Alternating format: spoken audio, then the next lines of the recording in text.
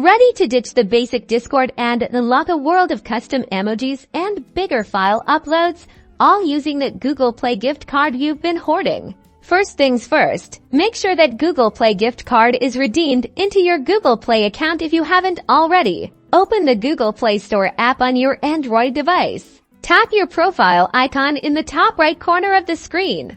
Now, select Payments and Subscriptions from the menu that appears. Choose the Redeem Gift Code option, enter the gift card code, and tap Redeem. The funds should now be added to your Google Play balance. Okay, let's jump over to Discord. Open the Discord app on your Android device. Now tap your profile picture. You'll find this in the bottom right corner of your screen on the navigation bar. Scroll down until you see Nitro and tap on it. Choose which Nitro plan you want, either Nitro Basic or the full Nitro. Tap on your desired plan.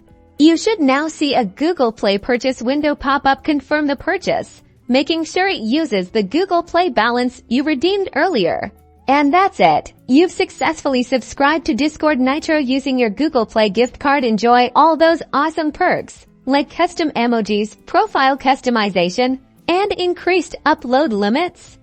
Now go flex those new features and spice up your Discord experience.